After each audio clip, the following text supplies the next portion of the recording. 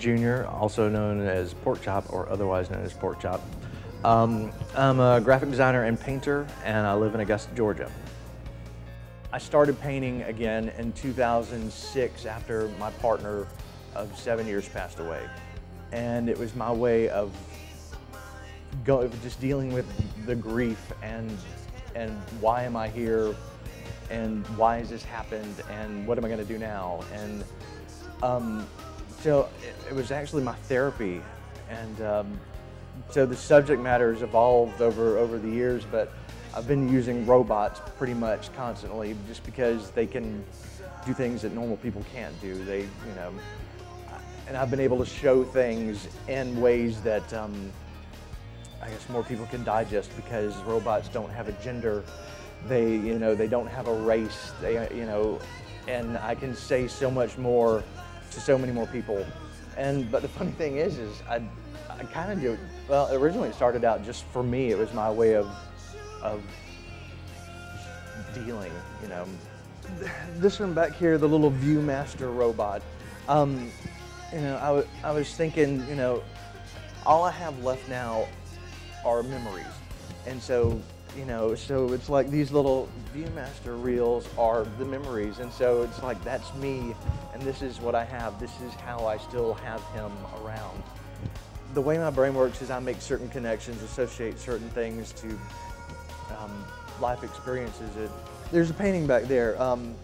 It's traffic signals. Walking traffic signals and don't walk traffic signals, and one of them says walk, the other says don't walk. Well, you can tell they were together. They were a couple or a pair, and then at one point the woman just said walk, and it did. To me that is his time was to walk and leave, and I'm still not walking. So he went on, and I'm still here. A lot of people have been able to relate to what I'm saying in some of them, because I would like to think that I'm not hitting anybody over the head with a hammer with what I'm trying to say.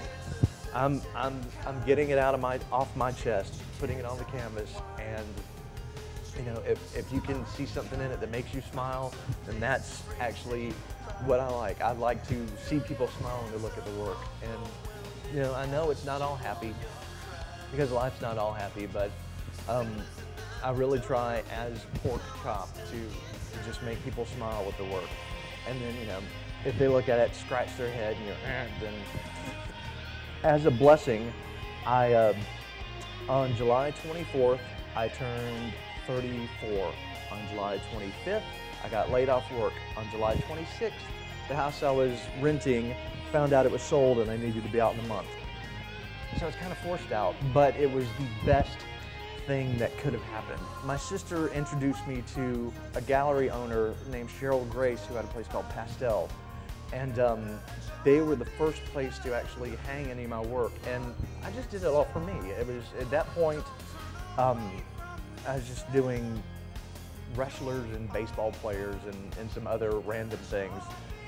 But, and then some more personal stuff that I never intended for anybody to see it. My sister saw some of it, and so then I ended up showing it to Cheryl, and so they got me over there. And then Coco Rubio actually asked me after I showed a piece at, I showed it here at Sky City. Someone commented on that they contain pop culture kitsch. Stephen Yules from the Augusta Chronicle, my favorite critic. He said that, but I don't know. At first, I would have. My inspiration originally came from Matisse and stuff, but then well, just the colors and all that. But then, after looking at them, I think there's lately anyway, I've been feeling like there's some Kenny Scharf and some Keith Haring thrown in there, which I'll happily wear a pop art tag. One thing that I strongly encourage is if parents see their kids with ability, to encourage that, to let them pursue that, because not everybody's going to make a career out of art. That's but if they can find some happiness or some peace in doing that and getting stuff out, I would so strongly encourage that. When I was a little kid, my parents got me art classes at Gertrude Herbert. And I just recently was able to give Gertrude Herbert a little thank you back because they had a Oysters on Telfair thing, and I was able to donate a piece of art to that. And you know, it's stuff like that in our community that it makes me happy that I'm able to help them, you know, raise funds and stuff in some way.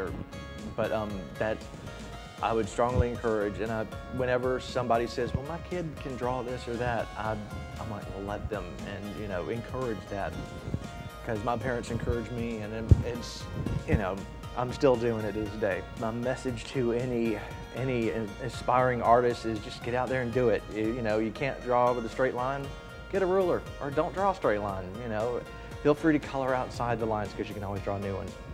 So that's it. Thank you. Thank you.